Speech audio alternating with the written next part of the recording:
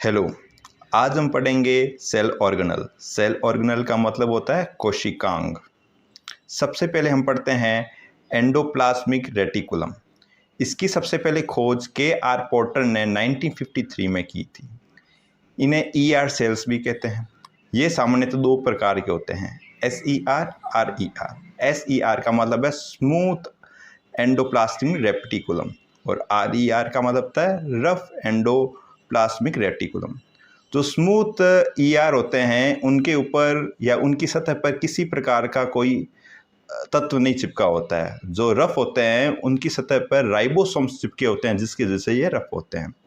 ER का मुख्य काम है इंटरसेलुलर ट्रांसपोर्ट करना और बॉडी में या सेल में जितने भी यूज़फुल आइंस है या जितने भी यूज़फुल मिनरल्स हैं उनको एक्सचेंज करना, यानी यूज़फुल को अंदर लेना, हार्मफुल को बाहर निकालना।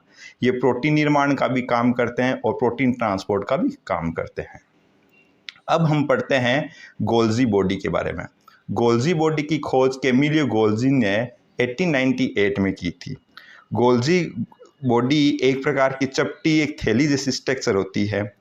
ये अलग अलग स्ट्रक्चर से मिलकर बनी होती है।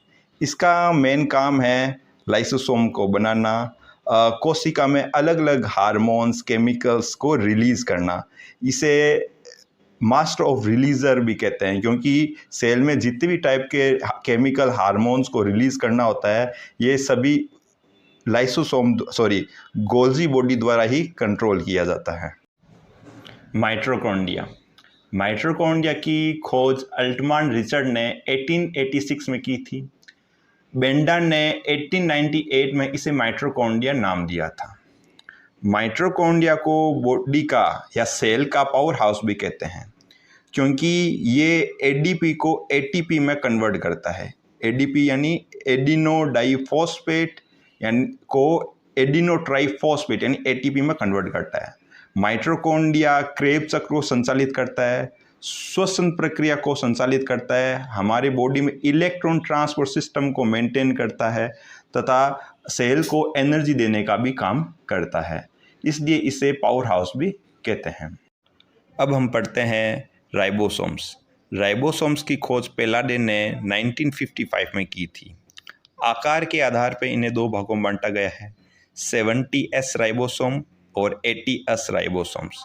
70S राइबोसोम्स आकार में छोटे होते हैं, जबकि 80S राइबोसोम्स आकार में बड़े होते हैं। इनका मुख्य काम है प्रोटीन का निर्माण करना, यानी ये सेल्स में प्रोटीन की मैन्युफैक्चरिंग का काम करते हैं। ये ईआर की सरफेस से चिपके रहते हैं, जिससे कि ईआर की सरफेस थोड़ी रफ खुरदरी हो जाती है, जिससे कि आरईआर बनते हैं।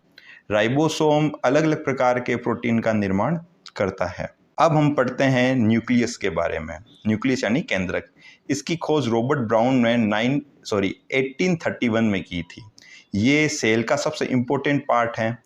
ये पूरी सेल को कंट्रोल करता है, यानी पूरी सेल को मेंटेन करता है। सेल में होने वाली अलग अलग प्रोसेस को ये मेंटेन करता है।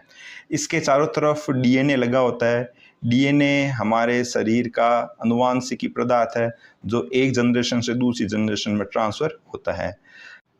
इसके अलावा न्यूक्लियस सेल की मेटाबॉलिज्म में हेल्प करता है, सेल डिफ्यूजन में भी हेल्प करता है, डीएनए बनाने में, डीएनए को डेवलप करने में भी इसका बहुत इंपॉर्टेंट रोल है। कोशिका को मेंटेन करने में, कोशिका की मेंटेनेंस में भी इसका बहुत बड़ा रोल है।